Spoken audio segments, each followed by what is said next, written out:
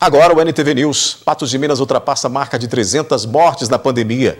Março nem terminou e já é o mais letal. Foram confirmados no mês 127 óbitos até agora. E a ocupação hospitalar volta a subir e chega a quase 310% para leitos clínicos e nas redes pública e privada de UTI também não há nenhuma vaga no município. Percentual de cura volta a ultrapassar 90% em Patos de Minas. Prefeitura garante que não há risco de desabastecimento de oxigênio, mesmo que a Secretaria de Estado de Saúde esteja preocupada com alto consumo em Minas. Após pico, laboratórios particulares registram queda de infectados em Patos de Minas. Major Duarte assume comando do batalhão do Corpo de Bombeiros de Patos de Minas. Quais registros podem ser feitos na delegacia virtual e mais? Com flexibilização, muitos foram para praças e locais destinados à prática de atividade física em Patos de Minas. Mesmo com volta das aulas da rede pública, vendas nas papelarias despencam. Chuvas em março estão abaixo da média e amplitude térmica é uma das marcas do outono. O NTV News desta terça-feira já está no ar.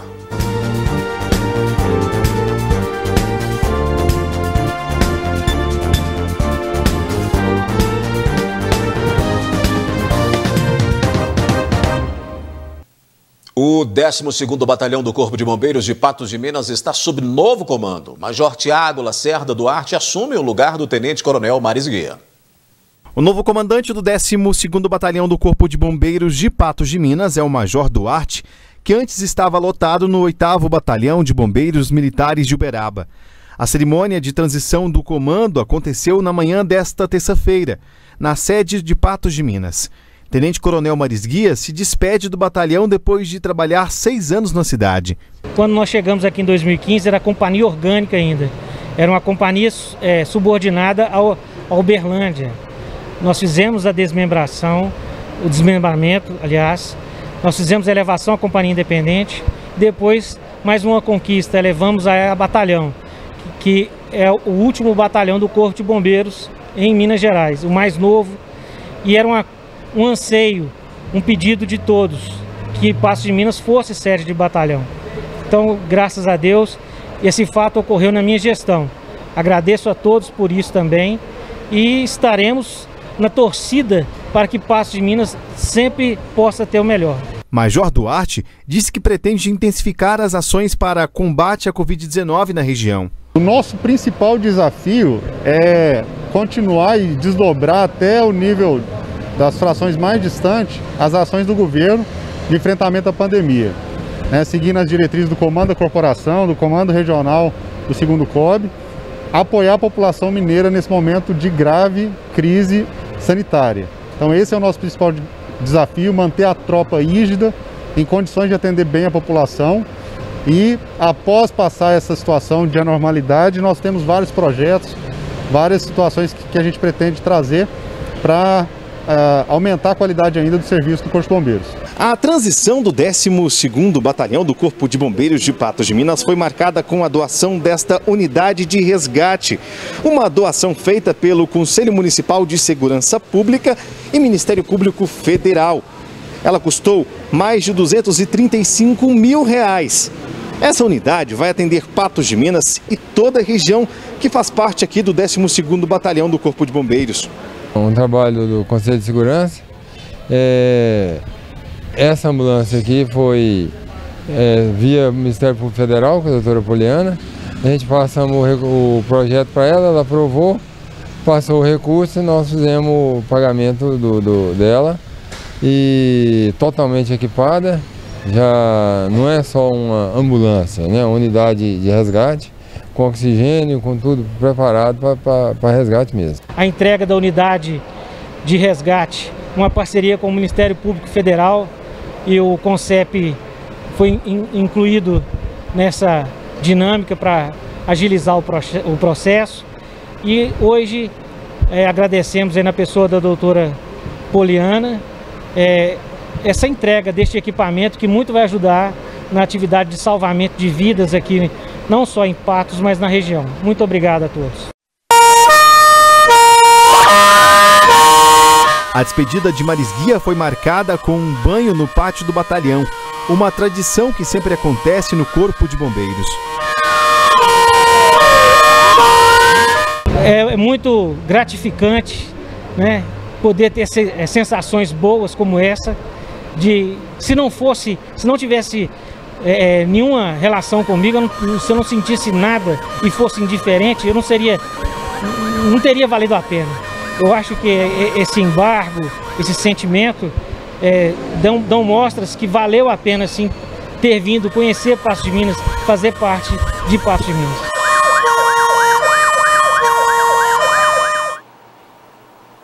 A delegacia virtual possibilita o registro de ocorrências por meio remoto. Consequentemente, agiliza o atendimento e, com isso, diminui a circulação de pessoas nesses tempos que temos que redobrar os cuidados com a Covid-19.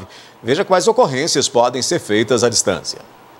Por meio da delegacia virtual, você pode registrar a ocorrência utilizando o celular, computador ou tablet, sem precisar ir à delegacia ou aguardar a chegada da polícia. Para isso, basta acessar o site www.delegaciavirtual.cides.mg.gov.br. Bem, a delegacia virtual já existe há um bom tempo, né? É uma ferramenta que já é utilizada pela população para diversos tipos de situações, como, por exemplo, perda de documento e outras situações que podem ser verificadas no próprio site.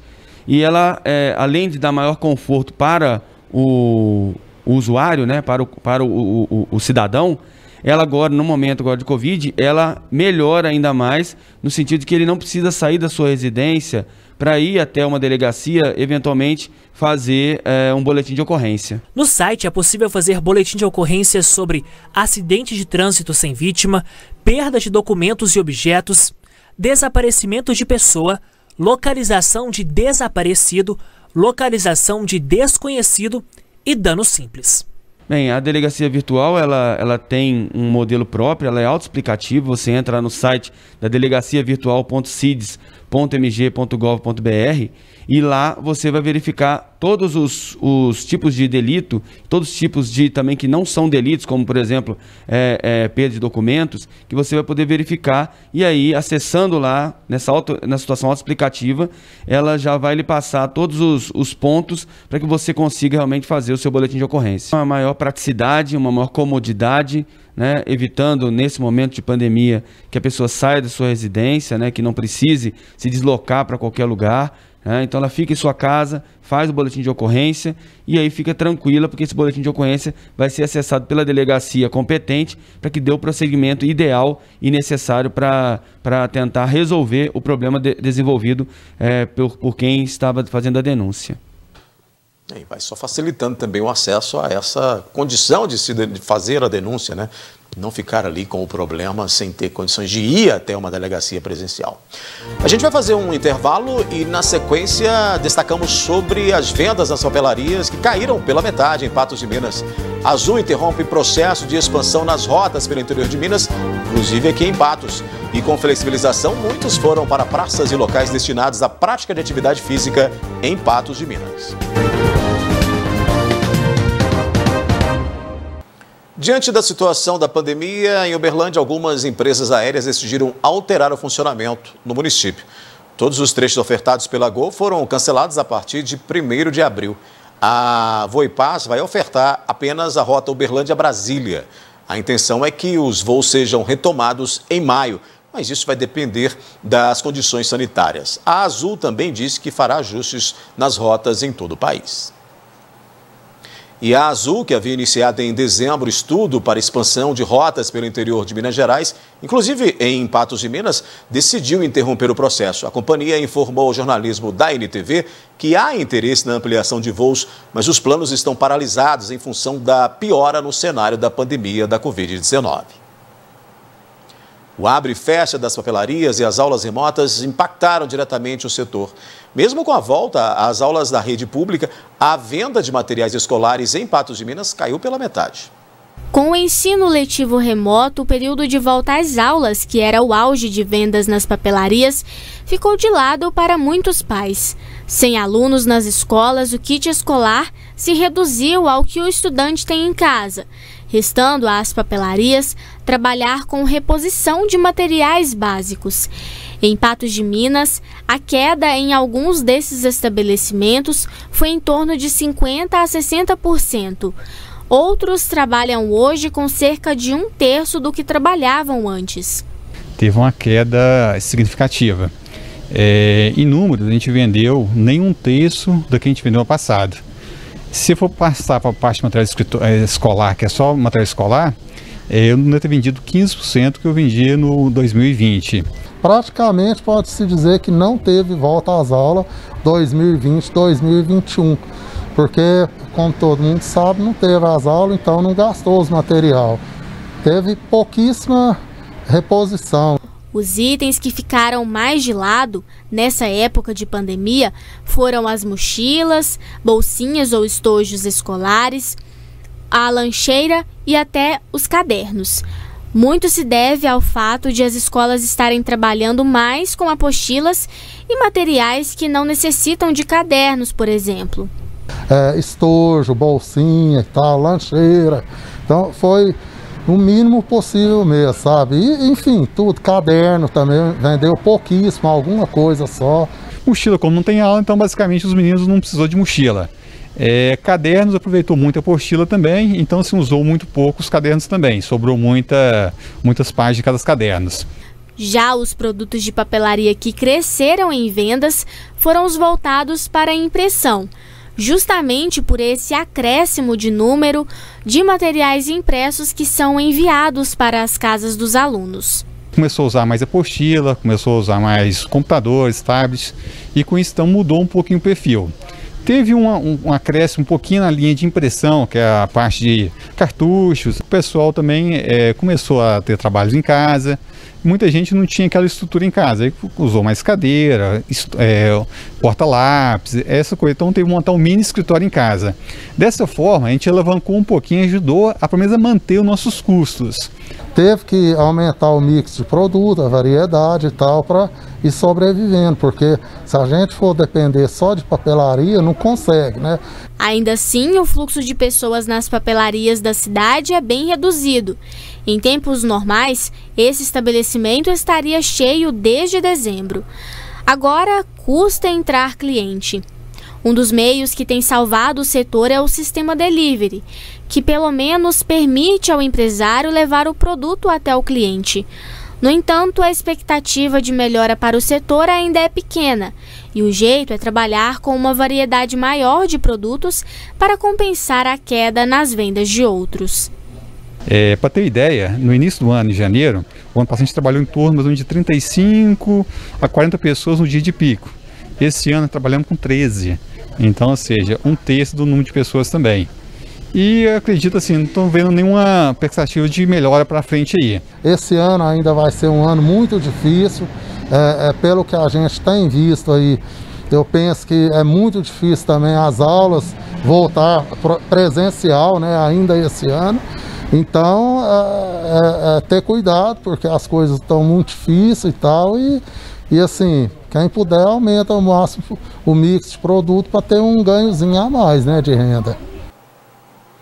O ministro Marco Aurélio Mello, do Supremo Tribunal Federal, negou o pedido do presidente Bolsonaro que pedia para barrar os decretos dos governos do Distrito Federal, Bahia e Rio Grande do Sul, que estabelecem toque de recolher e limita o funcionamento das atividades econômicas.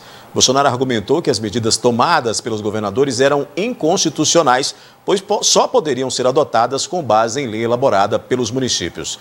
O presidente assinou sozinho a ação, sem representante da Advocacia Geral da União. Mas Marco Aurélio considerou que não cabe ao presidente acionar diretamente o STF e ressaltou que governo federal, estados e municípios têm competência para adotar medidas restritivas na pandemia. Com a flexibilização da onda roxa e o toque de recolher, muitos aproveitaram para ir para as praças e locais destinados à prática de atividades físicas em Patos de Minas. As novas regras do decreto já estão valendo. Prova disso é a quantidade de pessoas em espaços urbanos da cidade. O clima de fim de tarde da Orla da Lagoa foi o atrativo perfeito para muitos patenses nesta segunda-feira. Eu acho uma novidade para nós, que nós precisamos. Também tem mais proteger, né? Pode aglomerar. Não pode aglomerar. E proteger bem, mesmo na caminhada.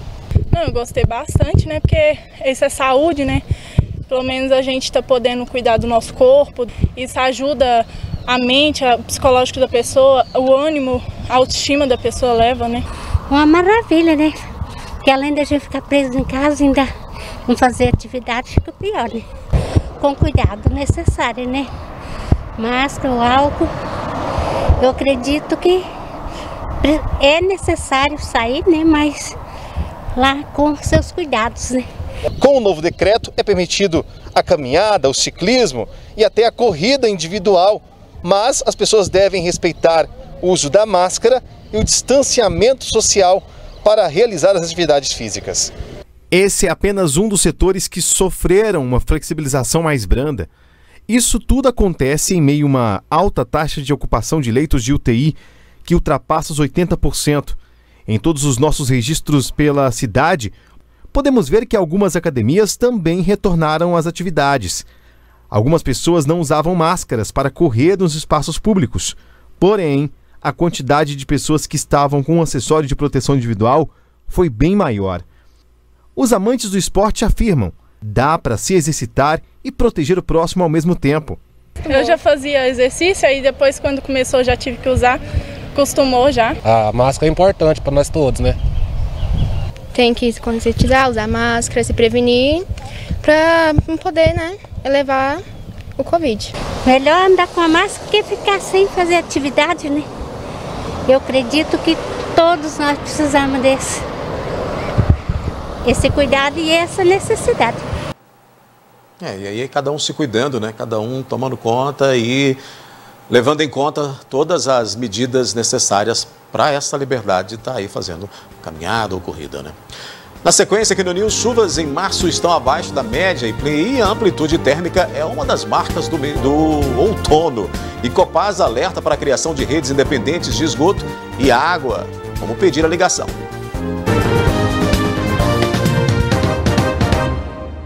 A Copasa faz um alerta para que as redes de esgoto e pluvial sejam independentes. Veja a que órgãos recorrer para pedir as ligações. As redes de esgoto são tubulações que conduzem os dejetos sanitários dos imóveis até a estação de tratamento de esgoto. É por meio delas que são transferidas as águas utilizadas em pias, chuveiros e vasos sanitários. Já a rede de água pluvial tem como objetivo drenar a água da chuva em áreas urbanas até os rios. Ambas as redes têm grande relevância para o bom funcionamento da infraestrutura de um município. A rede de drenagem pluvial ela tem a função de coletar toda a água da chuva que não precisa passar pelo tratamento e levá-la diretamente aos rios. Já a rede de esgoto ela tem a função de recolher todo o efluente dos imóveis, ou seja, toda a água utilizada na pia do banheiro, no chuveiro, no vaso sanitário e levá-la até uma estação de tratamento, onde esta água será tratada e só então devolvida ao meio ambiente. O órgão responsável pelas redes de esgoto é a Companhia de Saneamento de cada município. Em Patos de Minas, esse trabalho é prestado pela Copasa. Já as redes de drenagem pluvial são de responsabilidade do Poder Público Municipal. Além disso, existem diferenças visíveis entre as duas redes. A rede de drenagem pluvial, geralmente ela é de manilha de concreto, possui um diâmetro muito grande e elas são próximas ao meio-fio, com pouca profundidade. Já a rede de esgoto, ela possui a profundidade maior, são em tubo de PVC. É importante compreender que não se deve misturar a água que é despejada na rede pluvial com a que é despejada na rede de esgoto, para não haver problemas como entupimento ou vazamento nas redes. A água da chuva e a rede de esgoto não devem se misturar. E quando isso acontece, ocorrem inúmeros problemas. Infelizmente, alguns clientes ainda insistem em coletar essa água da chuva e lançar diretamente no esgoto, causando imensos transtornos. Dentre eles, podemos citar o retorno do esgoto para dentro dos imóveis. E ninguém gostaria de ter um esgoto correndo no meio da sua sala, na cozinha, invadindo os quartos. E isso tudo é provocado pela essa água da chuva que é lançada indevidamente nos esgotos. Além desse problema, ocorre o extravasamento do esgoto no meio da rua. Há uma equipe técnica que executa as ligações da rede de esgoto. Para solicitar uma ligação de esgoto, é só ele procurar qualquer um dos canais de comunicação da empresa, da Copasa. E essa ligação é feita por técnicos responsáveis da empresa que irão até o local vistoriar para ver se toda a ligação interna está em conformidade com o que prevê a lei e só então será feita essa ligação. Já a drenagem pluvial, o órgão responsável é a Prefeitura Municipal. E as solicitações para a ligação da rede podem ser feitas pelos canais de atendimento da Copasa. O telefone 115, o site www.copasa.com.br, o e-mail faleconosco@copasa.com.br ou o aplicativo Copasa Digital. O outono chegou há 3 dias, mas muita gente nem percebeu a mudança, pois não há alteração climática ainda, né? Mas aos poucos vamos sentir as diferenças, como a amplitude térmica, a diminuição das chuvas e também as frentes frias que marcam esta estação. O outono começou, mas nem parece que mudou a estação, pois o calor ainda é destaque e as chuvas ainda caem, mas aos poucos a transição ficará perceptível na região. Momentos de calor, momentos de frio, a umidade diminuindo ao longo do período. Nós já estamos aí no final da estação das chuvas e nós esperamos que muito poucas chuvas ocorrerão nesse período aí de outono. Existe uma previsão para o início de abril de alguma precipitação que deve chegar em torno aí de uns 50 milímetros, alguma coisa desse jeito, um pouco menos, o que é abaixo da média para essa estação, para a média de Patos de Minas. Vocês podem começar a observar que as noites vão começar a se tornar cada vez maiores e os dias menores, até o solstício de inverno, que é exatamente o início da estação do inverno, que acontece em junho. A alteração da temperatura nos oceanos também provoca fenômenos que interferem no que normalmente esperamos para a estação. O Oceano Atlântico e o Oceano Pacífico estão apresentando temperaturas que oscilam entre mais acima e abaixo da média. O Oceano Pacífico, que é o maior oceano, está hoje com uma pequena laninha, ou seja, a temperatura um pouco abaixo da temperatura média. Mas esperamos que isso influencie pouco. O que acontece quando acontece a laninha? Chuvas na região sul, mais para o lado da Argentina, e muita seca na região norte, que normalmente para a gente é uma região extremamente chuvosa. E a gente fica aqui na média. Infelizmente, a tendência para a gente esse ano é a gente ter um pouquinho menos chuva do que o normal, é a expectativa. E março deve terminar com chuvas abaixo do esperado. E isso influencia diretamente a produtividade no campo. O normal era que nós tivéssemos aí algo em torno de 150 milímetros. Nós tivemos, por enquanto, aproximadamente aí 77, 80 milímetros. Então, também o mês de março, nós ficamos um pouquinho abaixo da média. Qual é a importância disso? A importância disso é que, basicamente, a agricultura está em plena segunda safra, que é a que nós chamamos de safrinha. A semente já foi colocada no solo e depende dessa umidade para com que se desenvolva. Bom, a ideia básica é que no mês de abril, no início, nós tenhamos essa precipitação. Se realmente se confirmar, pode ser que nós ainda tenhamos uma boa condição de produção para a agricultura. Apesar do calor durante o dia, as noites de outono são mais frescas.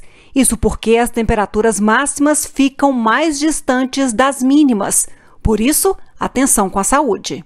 Vai aumentando muito o que nós chamamos de amplitude térmica. Desde a temperatura pela manhã até a temperatura na volta do dia, pode ocorrer aí uma amplitude térmica de mais de 10 graus. Então a gente tem que tomar cuidado porque é uma variação muito grande de temperatura.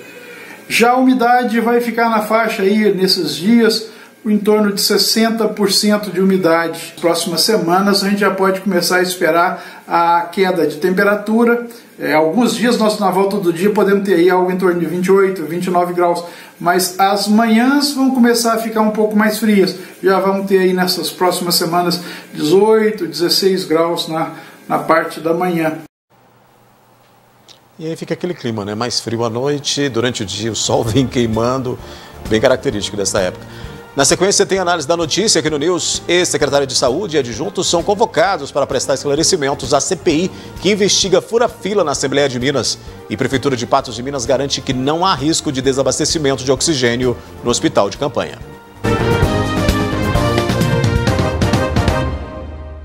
Por 3-2, a segunda turma do Supremo Tribunal Federal declarou que o ex-juiz Sérgio Moro foi parcial ao condenar o ex-presidente Lula no caso do triplex do Guarujá. O julgamento aconteceu nesta terça-feira. A maioria a favor da ação do ex-presidente foi formada com a mudança de voto da ministra Carmen Lúcia. Antes, lá em 2018, ela havia rejeitado. A sentença também segue anulada por outra decisão do ministro Edson Fachin, que entendeu que a Justiça Federal do Paraná não tem competência para analisar o caso. Com a decisão desta terça-feira, o processo do triplex começará a ser investigado do zero. Este é um dos assuntos, ou o primeiro deles, para a gente discutir na análise da notícia desta terça-feira com o jornalista e apresentador Gui Boaventura, que divide a tela comigo neste momento. Olá, Gui, boa noite. Olá, Daí. Boa noite para você, um abraço, boa noite para o nosso telespectador. O que dizer de mais essa decisão aí do STF, Gui? Que dizer, né? Você já, como jornalista, você já deve ter feito uma avaliação sobre isso, Odair. E é uma coisa que nós temos que analisar muito calmamente, porque a repercussão disso não é só em cima do resultado desse habeas corpus, do julgamento desse habeas corpus pela segunda turma do STF. É a repercussão disso na justiça, a repercussão disso depois da jurisprudência. O julgamento de um juiz, praticamente, da atitude de um juiz que alavancou a opinião pública, um juiz que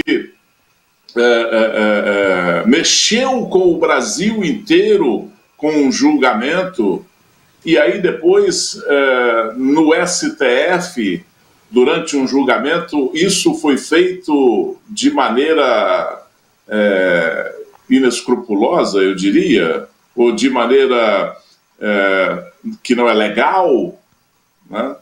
Sem legalidade, usando atitudes que ferem o Estado de Direito. Isso deixa preocupado, acredito, na minha leiga visão, preocupado o mundo jurídico no Brasil, né? Esse segmento jurídico no Brasil.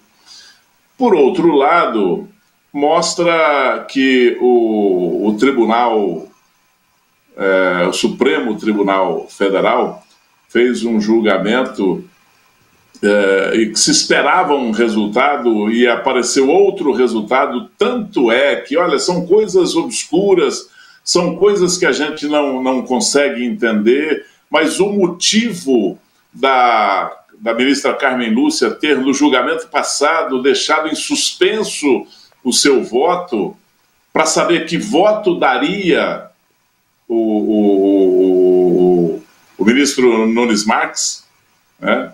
E ele deu um voto consubstanciado de uma maneira que mexeu, inclusive, com o ministro Gilmar Mendes. Depois disso, ele veio na justificativa como presidente da turma, e ele fez uma defesa do julgamento, atacou bastante aí o novo ministro, o mais novo dos ministros, né? Atacou muito, ele atacou muito, inclusive sendo muito agressivo com o ministro em relação ao seu voto. E aí a ministra Carmen Lúcia volta e muda o seu voto, declina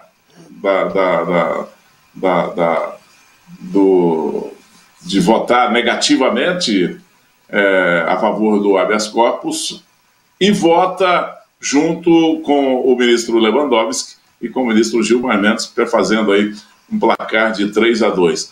Mas eu volto a repetir para você, Odair, não é simplesmente um voto e um julgamento, não é simplesmente o julgamento do comportamento do juiz Moro em relação aos processos contra o Lula. Isso vai além, isso vai ter desdobramentos nas questões jurídicas no Brasil muito grandes, pode ter certeza absoluta disso. E, por outro lado, politicamente, mexe com a estrutura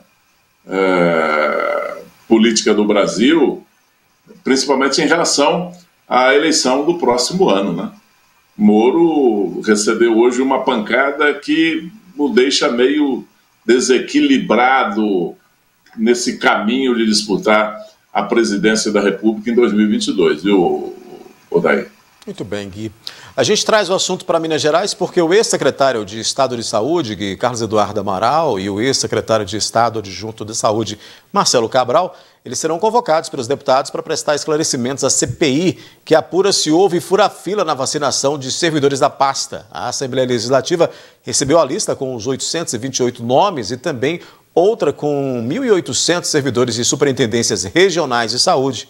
Os membros da CPI também querem entender se houve imunização de pessoas em vínculo funcional com a pasta. Os deputados querem ainda mais detalhes, como todos os nomes dos trabalhadores dos serviços gerais que atuam em hospitais que foram vacinados, o número de doses recebidas de cada lote do Ministério da Saúde, o cronograma vacinal e também o controle de estoque. Os parlamentares também aprovaram hoje, terça-feira, um requerimento para que o governo de Minas informe qual foi o custo do hospital de campanha que foi montado lá no Expo Minas, em Belo Horizonte, e por que foi desmobilizado antes mesmo que fosse aí utilizado. Gui? Pois é, começando aí de frente para trás nessa sua notícia aí. Primeiro delas é por que é que o governador desmobilizou toda a estrutura de atendimento quando chegou meados do segundo semestre passado, do segundo semestre do ano passado, ou no semestre passado, desmobilizando esse atendimento sem saber o que iria acontecer na virada do ano.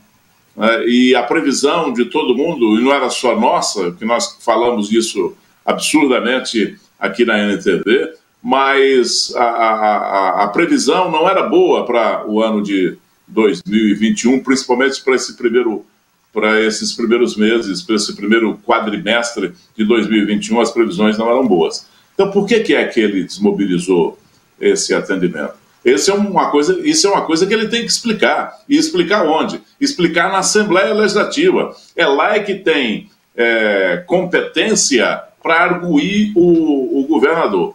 Por outro lado, né, essa questão aí do fura-fila, todo mundo já sabe. Ou você duvida que essa lista com esses nomes, com quem deveria e com quem não deveria, e o porquê que deveria, o porquê que não deveria tomar essa vacina, já não está nas mãos da Assembleia Legislativa. Eu só espero que isso não seja apenas oba-oba, né? Eu só espero que a Assembleia Legislativa de Minas tome uma posição realmente para consertar esse erro. Tome uma posição para punir quem errou dolosamente. Precisa ser punido, porque as pessoas não podem simplesmente passar pelo Estado, errar dolosamente, quer dizer, errar com a intenção de errar, errar prejudicando algumas pessoas ou parte da população, ou que seja apenas uma pessoa. Isso não pode. É preciso que seja punido para que não tenhamos isso acontecendo, para que se imponha o respeito na administração de um Estado tão importante para a Federação como é o Estado de Minas Gerais. Em relação ao procedimento do governador, não me preocupa muito, porque agora ele vai sentir o que é ser governador do Estado político, como é o Estado de Minas Gerais. Ele que chegou aqui dizendo que não era político, que estava vindo do meio empresarial, agora ele vai sentir qual que é a necessidade de ser político para ser governo do Estado de Minas Gerais e ser candidato a uma reeleição, ou no mínimo apresentar alguém, chancelar o nome de alguém e apoiar esse nome numa eleição para governador. Porque a dele foi muito fácil. Na eleição passada foi facílima, né? Despretensiosa a eleição do governador Zema. Agora não. Agora tem disputa de interesse, agora tem outros babados, e eu volto a repetir, babado não é bico, tem outros babados né, em torno de uma eleição. E aí começa toda essa movimentação política. Eu espero que a busca desse respeito pelo povo de Minas Gerais não passe apenas por uma atitude política. Gui, a gente segue aqui girando os assuntos porque o Ministério da Saúde fez um monitoramento e apontou que fornecimento de oxigênio é preocupante em 6 estados: no Acre, Rondônia, Mato Grosso, Amapá, Ceará e Rio Grande do Norte. Em 7 estados, o estado é de atenção, né? São eles: Pará, Bahia, São Paulo, Paraná, Santa Catarina, Rio Grande do Sul e Minas Gerais. O secretário de Saúde de Minas Gerais, Fábio Baccheretti, informou à União da preocupação com o estoque no estado na semana passada e, em nota, informou que ainda não foi respondido pelo Ministério da Saúde. Em Patos de Minas, a Prefeitura informou ao jornalismo da NTV que o estoque de oxigênio no hospital de campanha é reabastecido de 3 em 3 dias e que não há risco de faltar, Gui. Mas essa é uma preocupação que segue ocorrendo, né, Gui? Olha, risco de faltar tem, sim, senhor. A gente não pode cantar de galo e achar que nós estamos imunes. Hoje o Brasil procura por oxigênio, de norte a sul, de leste a oeste. Busca comprar oxigênio, seja onde for. Ou você acha que o estado de São Paulo, o estado do Rio de Janeiro, se precisar, o estado da Bahia, se precisar, não lançam mão da produção de oxigênio no estado de Minas Gerais? Então isso é bobagem. Nós estamos dentro de um contexto que nos traz perigo, sim, e nós temos que estar atentos com o que pode acontecer com esse insumo aqui no estado de Minas Gerais e principalmente aqui na nossa região e especialmente em Patos de Minas. Vamos falar da Covid, a gente continua com esse assunto, Gui. Agora a gente monitora a região, vamos falar de Vazante. Nós temos aí, já está na tela, o comparativo entre ontem e hoje. Vazante com mais 14 novos casos e mais uma morte registrada em Vazante, Gui. Pois é, continua morrendo gente, né? Esse que é o martírio, é isso aí. Numa cidade como Vazante, morreu 1 de ontem para hoje, representa uma média de 30 por mês. É muito para uma cidade como Vazante. A gente tem falado isso, e a situação da região não é diferente de maneira nenhuma, em nenhuma das cidades aqui da nossa macro-região do noroeste de Minas, noroeste Alto Paranaíba, viu, Daí? Agora a gente muda para Carmo do Paranaíba, com 2 novas mortes, 23 em investigação, 14 novos casos de 8 pessoas em UTI, mais 2 em leitos clínicos, no total de 14 a ocupação lá em Carmo do Paranaíba. Pois é, eu fiz uma entrevista com o prefeito de Carmo do Paranaíba, o doutor César, e ele falou um número absoluto para mim ontem no programa, dizendo que o número de óbitos em Carmo do Paranaíba estaria em torno de 65%. Isso devido aos óbitos já consagrados e os óbitos em investigação. 65 mortos para Carmo do Paranaíba. É muita coisa, é muita gente. Carmo do Paranaíba e Vazante tem número parecido de população, e isso nos deixa muito preocupados, né? O prefeito de Carmo do Paranaíba, inclusive, falou muito a respeito do desrespeito da população em relação às regras. Inclusive, ontem decretou a proibição de venda de bebida alcoólica lá no município. Quer dizer, também o governante está sempre correndo atrás, né? Ainda na região, Gui, a gente fala de Lagoa Formosa. Foram 7 novos casos e mais 2 mortes na vizinha cidade de Lagoa Formosa. Pois é, você pode contar aí em torno de 60 óbitos em Lagoa Formosa também. Nós temos aí já confirmados, 40 óbitos confirmados e 19 em investigação. Essa investigação, não sei por que se colocam esses casos para represar isso aí, não tem motivo de represar essa informação aí com o número de casos, porque se está lá no atestado, eu sempre questiono isso, né? Se está lá no atestado de óbito a causa mortes Covid-19, quem é que vai contestar? Pelo médico? Quem é que vai contestar isso? Quem é que tem autoridade para dar esse atestado e para dar essa informação? O médico. Já está lá no atestado de óbito, pronto, acabou. Ou você já teve notícia que teve um processo grande, uma movimentação grande, apelo, manifestação, para mudar a causa-mortes num atestado médico. Não tem. Gui, vamos fazer uma paradinha rápida aqui na sequência. Deixa eu só falar uma coisa antes de você falar. Me preocupa muito. Pois não. Eu estou acompanhando aqui, não sei nem se você está aí na programação para falar a respeito do número de mortes por coronavírus nas últimas 24 horas. A gente fala isso no próximo bloco, então? Pode ser? Pode ser, pode ser. A gente vai fazer uma parada, então, porque aí a gente volta falando de Patos de Minas, uma vez que o município ultrapassou a marca de 300 óbitos, tá?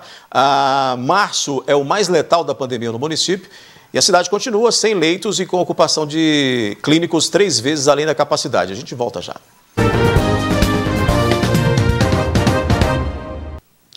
A gente está de volta, então, com a análise da notícia, novamente dividindo a tela comigo, Gui Boaventura.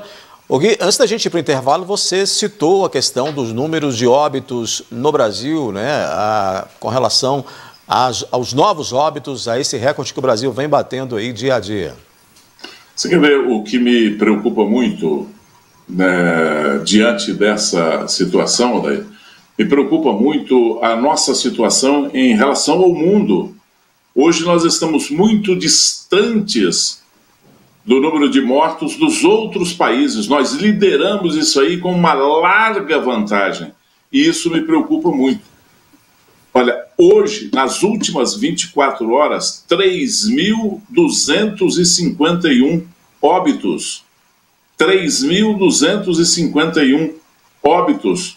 Mais de 82 mil de novos casos confirmados nas últimas 24 horas. Casos positivos nas últimas 24 horas. Nós hoje estamos com 298.676 óbitos registrados no Brasil. Isso nos deixa preocupados porque o mundo já começa a nos olhar de maneira diferente. A América Latina começa a falar que nós somos hoje a grande ameaça em relação à Covid-19. E pelos números que estão aí colocados, nós não podemos argumentar contra isso. Nós somos realmente uma ameaça, porque a contaminação aqui cresce assustadoramente. Como é que nós vamos nos relacionar com outros países com uma contaminação desse tamanho? Então, é o momento do Brasil tomar um novo rumo. Se bem que, pelas informações, pelas fontes que nós temos, o presidente Bolsonaro já gravou um pronunciamento que será exibido às 8h30 da noite em rede nacional e com a intenção de mudar o discurso, com a intenção de mudar os rumos, de ser um divisor de águas nesse relacionamento Ministério da Saúde e combate à pandemia. Então, tomara que seja mesmo, tomara que esse discurso seja realmente um divisor de águas, tomara que tenhamos vacina, porque a única coisa que vai nos salvar, que vai frear essa mortandade no Brasil é a vacina. O Estado de São Paulo ultrapassou 1.000 mortes nas últimas 24 horas. Isso é um absurdo, isso é uma conta que a gente não consegue fechar, que a gente não consegue admitir. Então é uma situação que precisa de acontecer algo novo. E quem sabe esse algo novo pode ser o pronunciamento do presidente da República, Jair Bolsonaro, hoje em rede nacional às 8h30 da noite. Gui, falando ainda nesse assunto, o mês de março, trazendo um assunto aqui para nós, né, localmente, o mês de março já é o mais trágico de toda a pandemia em Patos de Minas, assim como em Minas Gerais, assim como no Brasil, você acabou de dizer, e ainda falta mais de uma semana para abril chegar. Março foi o mês com mais mortes desde o primeiro registro em Minas Gerais. No terceiro mês do ano, foram mais 3.558 mortes até o dia 23. Em fevereiro, foram 3.505 e em janeiro, 3.158 óbitos. Em 2020, o mês mais trágico foi agosto, com 2.566 mortes em decorrência da Covid, conforme os boletins epidemiológicos da Secretaria de Estado da Saúde. No total, foram 22.123 mineiros que perderam a vida para a Covid até esta terça-feira. Em Patos de Minas, também de acordo com os informes do município, foram confirmadas nos boletins de janeiro 6 mortes. Em fevereiro, 67 óbitos. E em março, até o dia 23, são 127 mortes confirmadas em decorrência da Covid. Ao todo, 301 patenses morreram por conta do vírus. Pois é, Gui, nós temos esses números aí falando desse mês que tão letal, né, tão trágico para Patos de Minas. Inclusive nós temos o boletim, né, de hoje, né, esse boletim comparativo com ontem, que são mais 6 mortes, né? Todos são homens e tinham entre 33 e 92 anos. Mortes registradas nessa terça-feira no boletim municipal ocorreram entre 19 e 22 de março. São mais 116 novos casos, você vê aí na tela, 29 deles ainda são lá do mês de dezembro e fevereiro e só foram inseridos hoje no boletim. O percentual de cultura voltou a ultrapassar 90%, o que não é um dado ruim. Mas a gente ainda tem muita gente falecendo, temos muitos casos sendo registrados, Gui.